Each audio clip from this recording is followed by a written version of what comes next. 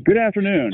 This is Ken Erickson with the IHS Market, and it's a pleasure to be today with the IMX annual event from the banks and the shores of Ohio River in Greenup, Kentucky. It's my pleasure to be the moderator of this afternoon's panel. That's going to be talking about the Louisiana Gateway Terminal and the Inland Container Vessel Update. And this is actually the third year that we've had them as part of the IMX program. And each year we continue to learn more about what's taking place and real exciting news this year that we'll be hearing from. Today, joining me on this panel will be Sandy Sanders, Executive Director of the Plaquemines Parish Port and Harbor Authority. Also, Sal Latrico, Executive Member of the American Patriot Holdings, who are building and designing and planning for a new vessel opportunity for moving containers on the inland waterways. And also joining us is Chris Fetters, Senior Executive at LA23, who's going to speak to the financial aspects and other things. With that, I'm going to turn it over to Sandy Sanders, who's going to introduce us to the Louisiana Gateway Terminal. Sandy? Thank you very much, Ken, and I appreciate once again you making us part of this great presentation. I'm Sandy Sanders. I'm the Executive Director of Plaquemines Port, Harbor, and Terminal District. And on my first slide, I'd like to show you a very important part, which is the Louisiana Gateway. And some of y'all probably scratch your head saying, where is Plaquemines? So if you look at your map, it is that little nipple of land that sticks out in the Gulf that is the last 100 miles of the Mississippi River, which connects 31 states and 4 provinces up in Canada. Prior to the Panama Canal deepening and widening, and then also the lower Mississippi dredging, if you look at this map, the way that the heartland of America was logistically fed was coming from ports on the left side or the west coast and the east coast, and rail bridging into the Midwest. And what we're doing here is with the Corps of Engineers dredging the Mississippi, for the first time a Gulf Coast port can match the new aperture of the Panama Canal. So we're expecting the larger ships will now traverse through the canal, come to Plaquemines, and then from Plaquemines on into the Mississippi River Basin to take advantage of that all-water route, which is the lowest cost of landed transportation. To be able to do this, we're going to have to build a very modern port, and I invite Chris Fetters, who is my development partner. He's going to talk about the terminal and the infrastructure that he has put together for the terminal. Chris? Good afternoon, everyone. If you can go to the next slide. Thank you. So the terminal layout, the preliminary design was put together by John Vickerman almost 10 years ago now as a part of the master plan. As you can see on the rendering that we have, the scale of this is quite immense. It's a 1,000-acre facility capable of having 5 total maritime berths, 3 for the newest generation ocean-going vessels that you see in the upper right-hand corner. Those are slated to be at 20,000 TEUs or greater total capacity for each berth. Just directly upriver to that or to the left on the image, you'll see 2 additional berths for the revolutionary APH inland vessel that Sal will talk about here in a moment. Behind that, this is just a preliminary conceptual drawing, but we will have capacity and ability to manage up to 7 unit trains unbroken behind the fence on this terminal dock facility. Beyond that, we've allotted for space for logistics and warehousing distribution centers, as well as ancillary services. The facility's been designed as a truly green terminal, meant to be run off the grid if necessary. The unique location of Plaquemines has really afforded us the luxury of forcing and putting into design what a 2050 terminal would look like in as far as power distribution, power generation, and overall utility service and management. The facilities, because of the abundance of natural gas underneath the lower Plaquemines area, we have the ability to generate our power through cogen systems and operating on an all nat gas type of a power generation. So the terminal can be run electric on a natural gas generation, allowing for a truly green terminal system. Beyond that, the terminal will have full intermodal connectivity through water, which is going to be one of our primary feeder routes through the Midwestern market, as well as a direct rail connect from this campus through the Avondale yard outside of the greater New Orleans area, which has a direct Class 1 hub for both BNSF and UP to allow us a direct connection into Dallas. To supplement that as well, we have 4-lane divided highway access for it, for our drayage, as well as a nearby air base where we can introduce commercial air cargo.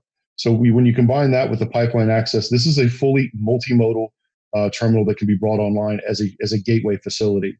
The objective here is a clean and automated operation to allow that immediate and expedited movement of cargo on and off the dock to deliver these systems to the next mode of transportation for the endpoint destinations there in the Midwest.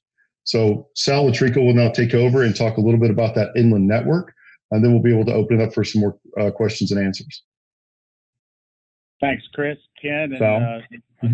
Got it. Thank you. Appreciate the opportunity to provide an update for our audience.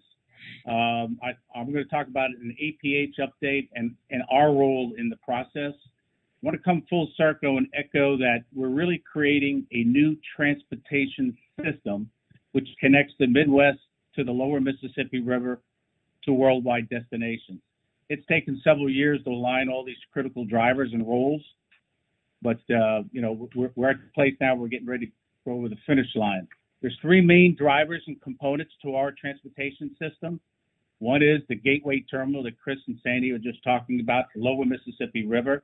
It's a regional gateway, fully intermodal, and it's connected to the second arm, which is our strategically located state-of-the-art container terminals for our Midwest partners, which is then connected to the third leg of the arm, and that's APH, our patented design, purpose-built container on vessel with significant competitive advantages. Collectively, we're providing added value to the supply chain with a lowered landed cost basis. If we can go to slide 5, I'd appreciate that. APH, our role, we will be serving our customers with 2 different classes of vessels. One is our liner vessel, which you're seeing up here. It's the larger of the vessels, and that'll be on dedicated service, on-time service from LAG, Port of Plaquemines, to Memphis, and Port of Plaquemines to the St. Louis region. And then we have our hybrid vessel, which is a little bit smaller, more nimble, more adapted for locks and bridges, but will have all the efficiencies of the liner vessel. And so let me talk about our competitive advantages. Kind of the key pieces are our speed upriver is 13 miles an hour versus 4 to 5. Critical mass, our volume. Our liner vessel can carry 2,375 TEUs, and our hybrid 1,700, again, basis weight. We have diversity of cargo. We can carry refrigerated cargo. And lastly, throughout our footprint, we have a green footprint. That's the terminal at the Plaquemines, ourselves, and locations in the Midwest. Let me talk about our update. We're about 6 months behind our targeted operational date, most of that driven by what everybody else has been dealing with, the virus, but we've made up some ground. We are fully engaged in the due diligence process right now between the terminal at Plaquemines, our Midwest ports, ourselves, and some strategic partners. We anticipate to complete this due diligence process, which will take us to what we call FID, Final Investment Decision, which we expect to have completed by the first quarter of 2001, and will achieve operational startup first quarter of 2003 for phase 1, which is 1 vessel weekly service at some selected ports, including Plaquemines. That's kind of the snapshot and the update of what I have. Ken, if you want to, entertain questions, we're ready to go. Well, thank you, gentlemen. Appreciate the introductions and overview of where things are. Sal, if you don't mind me, I'm going to correct a little thing. 2021 and 2023 as we look forward here. I slip into this 2000s. If we could just get to the 2100s, it'd be a lot easier. For those who are online watching, please feel free to submit questions in the chat box. We'll be happy to go through those as we've got time. A couple questions here. One that did come in was where the facility is going to be located. And Sandy, you did write that it's going to be at mile marker 50. That's the river location that'll be the Plaquemines Parish Port, Louisiana Gateway Terminal will be built. As we think about what's going on here, and I've been meeting with a number of clients and port operators up and down the Ohio River system, Mississippi River system this last week. It's been great to be out and traveling with people. And many have been asking me about this particular project. And Sal, you made a reference to the two types of vessels. And if you could describe a little bit about the ability to go up through the different locks, or how far you could see the hybrid vessel. That's a lot of interest to many different ports, and how that fits into the liner operation. Okay, let me start off with the liner. The liner is the larger of the vessels, 595 feet by 134, and it's really focused to stay, to run from Plaquemines to St. Louis and kind of stay away from locks and bridges. The hybrid vessel is 1,700 TEU basis weight, and it's purpose-built for locks and bridges. It's 595 by 100. The locks are 600 by 110. So obviously we've designed the vessels to, for the operating parameters that they're going to be in. So those are the two distinctions. The efficiencies are the same between both vessels. They can carry diversified cargo and so forth, just less cargo on the hybrid vessel. Great. Well, thanks, Sal. I think you answered a couple questions in there about the TEU capacity, again, of each of the vessels. And you had a great slide that did parallel each of the vessels and show their dimensions. But again, the metrics on those two vessels? Yes. The liner vessel, 595 feet by 134. The hybrid vessel, 595 by 100.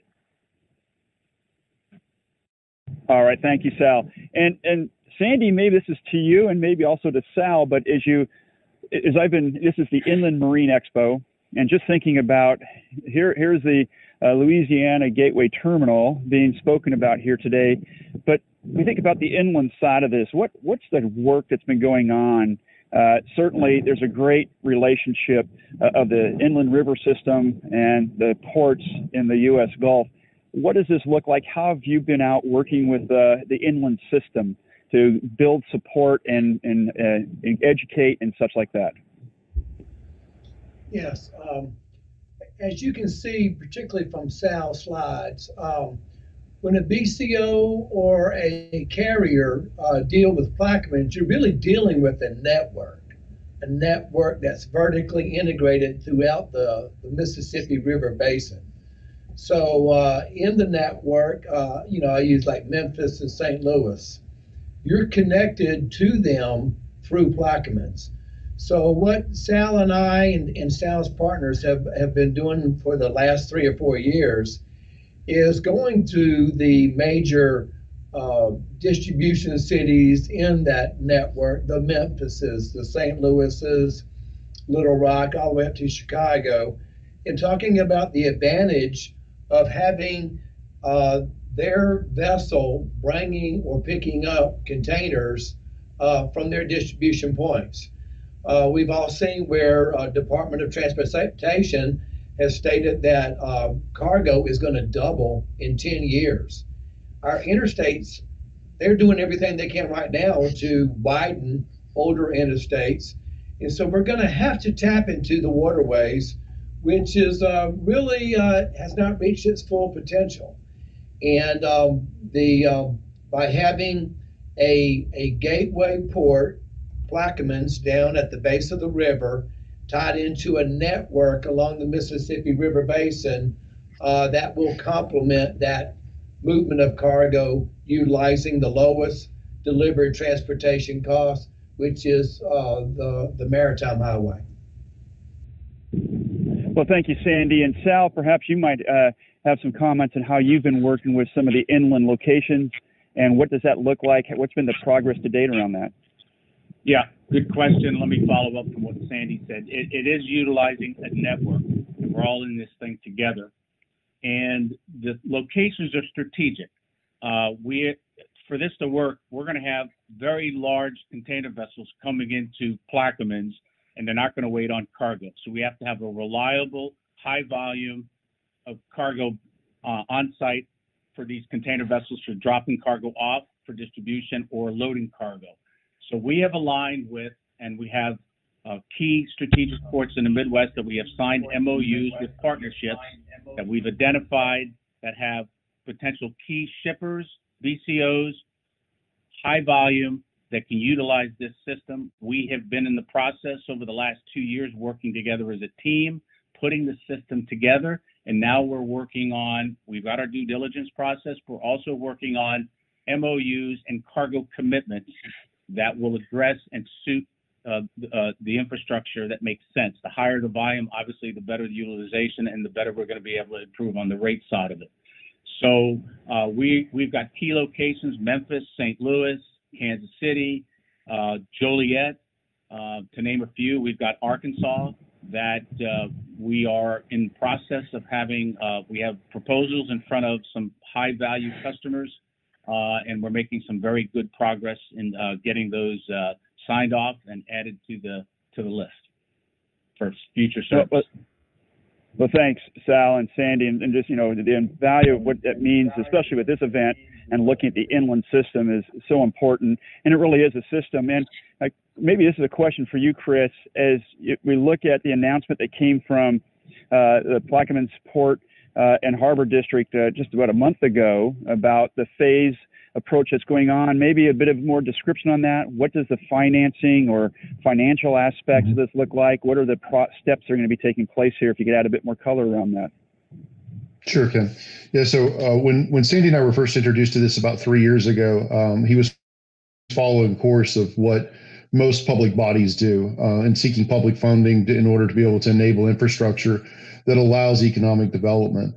We took a little bit of a turn and a twist and started our process in advance of some other folks and looking at partnering in private funds, whether they be institutional, private equity, family office, or the lot, banking type of aspects. And so by doing that, rather than having that if you build it, they will come a motive that a lot of other public bodies do, this is being done completely on a commercial basis. So the overall design allows for incremental and phased development of the assets that really responds to the cargo demands. So the phase one that we're looking at is really a two-berth system, can handle up to about 500,000 TEUs through all the different modes of transportation. And then as the market responds, we have the the ability to build out and complete it to that 5-berth system with probably an upper limit of about 2.5 million TEUs. And so what we're seeing from the financial world is a really positive response. First of all, COVID has impacted a lot of people, but it has also really impacted a lot of investment funds. And so that money has been sitting really stagnant. And now transportation and infrastructure, while it's always been a darling spot for a lot of these people, a lot of these groups, because it's a long-term return on the investment, now it's becoming even more so because they've had so much caged money. Second point of that is, the world is continuing to evolve from the environmental standpoint and looking at overall carbon footprint reduction. And we're seeing the same thing in the funding world. We're seeing a lot of folks that are moving to the ESG level funds that are really targeted and excited about not just infrastructure, but truly green infrastructure. And so what we've lined up and what we're starting to see as a response are funds that are looking to deploy large sums of capital that would afford us construction at our pace to respond to the market, while offering it at essentially a low cost to the overall project. So that all contributes to this overall better model that we've been talking about here to access this gateway terminal. So we've been very excited at the response by the private financial markets. Well, thanks, Chris. And I don't know, Sandy, if you've got more you want to add to that. We've been answering these questions on the chat side, but all the inland ports are improving their infrastructure. They're working with Chris and John Bickerman to ensure that they can match that capacity which the APH we have down here. So they're looking at cranes, laydown areas, quays, to be able to make this a timely, on-time service. Great. And Chris, go ahead, Sandy.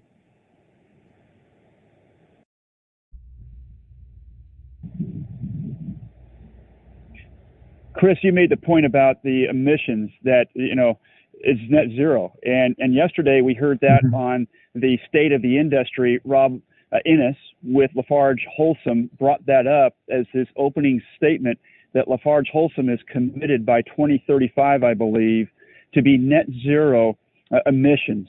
And certainly that is a very important part that we're seeing more and more discussion around. And certainly IHS Markit, we've been advising clients and working across all of our verticals and businesses of understanding what that looks like and how that looks into the future, and what are those net balances going to look like. It's going to be some things here, but certainly with this kind of program, it adds to that as we go forward. One of the questions that came in is around how would this be beneficial to the ag markets? And I don't know if this is more for Sal. I can certainly discuss this a bit, but Sal, from a ag standpoint, was the question: how would it benefit to that industry? Great question. I think there's a tremendous amount of value. We have been talking to the agricultural community for 2.5 years. We're working very closely with the Soy Transportation Coalition, who actually funded a third-party study, pre-feasibility study on our service, basically utilizing the APH vessels through the Midwest, through the Port of Plaquemines on an ocean vessel to Asia, versus the alternative, loading it onto a rail car to the West Coast to Asia. That report is available on the STC website. Ken's company, Informa Economics, was hired to do that study. It really has a lot of value, but what it really summarizes is that there's tremendous added value, lower costs, and the fact of the matter is, you look at the growth model of containerized cargo over the next 10 years, there's significant growth projected due to chain of custody, non-GMO, smaller lots, Asia, Vietnam, and some of those other South Pacific countries. So at the end of the day, we have been working closely. They're very interested in it.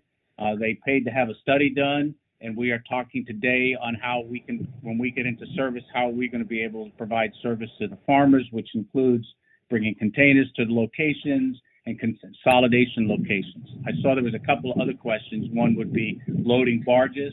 We envision that we can have consolidation locations at specific Midwest terminals that can take bulk barges and load them onto containers.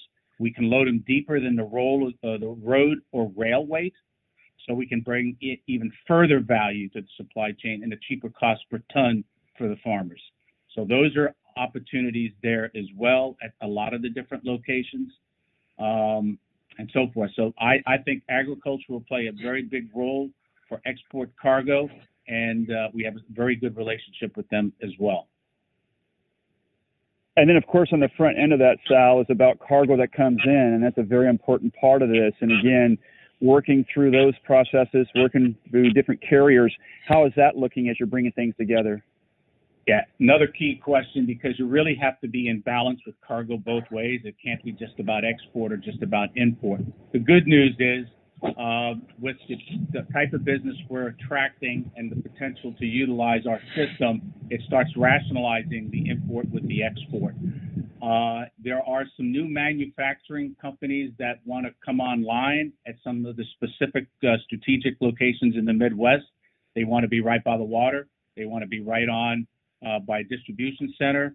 So that's new tonnage that will help offset a lot of the export cargo that has really been attracted by our service. So yes, there has to be balance between both, and we're putting as much effort into the import as much as we are the export as well. Yeah, well, thanks a lot as we look at that. And as we start thinking about the timelines around this, and this COVID certainly has done some interim damage to demand on a number of commodities, products, and services. But we are seeing that there's a snapback response as containers loads of goods are coming to the United States shores right now. We're seeing congestion, certainly on the West Coast, where even the railroads are putting very phenomenal peak surcharges on because it's just hard to handle so much surge coming. And we're seeing some similar things on the East Coast, not to the same degree. But how does this help alleviate and get around long term about some of those types of developments? I think you kind of hit it on the nose, but there's a compelling need for a new north-south trade lane and an infrastructure that supports it. And it's very important at the entire infrastructure, which are the terminals, the gateway, the Midwest, and our container on vessel. It's the collective aspect that brings the total value. But if you look at today what's happening, the container vessels have really gotten significant size. They went from 8,000, 10,000 to now they're building over 20,000 TEU vessels. The ones that are calling into the West Coast and East Coast has created a compounded effect because you don't have all the technology necessary to expedite loading or offloading. And when you look at the West Coast, there's been a lot of hesitation in trying to improve and limitations on what they can do for expansion. Then couple it with the statement that Sandy made that when you look at the market over the next 10 years, there's exponential growth in the containerized segment. So all those factors are really saying we really need to have another option and add value to the supply chain. The expansion of the canal, it's fortuitous, but at the end of the day, it's a very key important part of it. We had to make sure that could complement and get the economy of scales that we need for the Midwest. And then when you look at the Suez Canal and adding a second canal, again, no more bottlenecks. And now it comes down to best service, lowest price, and performance. Great. Thank you, Sandy. And Sal, Sandy, I see your hand up there. We'll get you off mute. Yeah. If you think about the Louisiana Purchase back in 1803, what Thomas Jefferson did, our river system, which was our maritime highway, which was our first interstate, that propelled us into a world global power as for a young country. And again, we were able to get goods and services from the interior of the United States to all over the world, and it was done by that river system. And what Sal's vessel has allowed is to take that same river system and get more juice out of it. So it's a new idea to an old maritime waterway. Well, thank you, Sandy. And I was going to come back to you, Sandy, and a kind of a segue as we look at your infrastructure around Plaquemines there. I've had some questions here in the last week, or people emailing me, texting me in anticipation of this session. And this is similar for you too, Sal, but where you're located at mile 50, you've got kind of the first spot as you come off the Gulf of Mexico with those very large vessels and the expensive aspects of them moving up and down the river system. But around the natural events that take place, hurricanes, for example, and similarly, Sal, looking at high water, low water events on the inland waterways, how does that change your metrics and what could that do to some of the logistics? And maybe I'll start with Sandy and then we'll go to Sal on this. Thank you, Ken. I think it's very important to note, and Chris can follow up on this, that our port is being built by a true public-private partnership. We're not requesting any money from the governor or from the president. We'll gladly take it, but again, our building, our terminal, all the infrastructure that supports that is based on a business plan that private money has looked at, kicked the tires, looked under the hood, and they said, this risk is worth us taking. And one of those things that you talked about was, the hurricanes and how you build in a resiliency into that. I will let Chris talk a little bit about how we're building the terminal to anticipate the hurricanes. We're going to buy 50 very large fans to make sure that we'll blow the hurricane over to Mobile. So we're not going to have to worry about that. But Chris, go ahead. Yeah, thanks, Sandy. No large fans. We're not going to create that kind of an ecological impact. No, the area has been very well studied. This specific site goes back almost 25 years in evaluation as being a key and prime location for development such as this, and so understanding the potential for hurricane impacts is very well understood and known. The overall site will be elevated well above any kind of significant flood stage. It is our intent, because of the location on the river, is we really need an up and over on the Mississippi River levee system. So that's going to provide a significant elevation increase. Further to that, the main arterial systems, the superstructure that we're going to construct across the marsh, as well as the other feed streams by rail and by road, all need to be elevated. The Gulf of Mexico is no stranger to hurricanes. The ports that are along the Gulf of Mexico, as they've advanced in design, take these things into account. And so our idea is what they call wet mitigation. As soon as the surge removes itself or disbands, we have the ability to go in and kind of clean the deck and get started again. Some of the other locations in the Gulf of Mexico have sustained hurricane impact, and barring significant leading winds or things of that nature, which is a different discussion, they're able to be operational within 24 to 48 hours, which is remarkable. And it all is attributed to their design and their understanding of the setting that they're in. So we're prepared for that. And then I can add on the vessel side of it that keep in mind that our vessels are purpose-built with state-of-the-art technology. We're going to be utilizing LNG. We got 15,000 horsepower. We have forward thrusters. We have anchoring systems. It can turn at its own length. We're going to have dynamic positioning system on the vessel. We have zero turn engines, and basically there's no flanking, and virtually this vessel makes no weight. So our draft parameters, we can operate within 7 feet to 10 feet. When we looked at the hybrid will be more impacted by potential high water conditions, we took a 50-year historical view on what the impact was to the key ports that we're going to be calling on, and built that into the design of the vessel, how it impacted bridges, clearances of bridges, and so forth. And that's all been factored into the design of the hybrid vessel. Well, thank you, gentlemen. Appreciate that. Our half hour went really too fast. It's been a great session looking at the next big terminal on the U.S. Gulf, looking at supporting the U.S. economy and really the global economy with a very different model of moving containers on the waterway system here in the United States of America.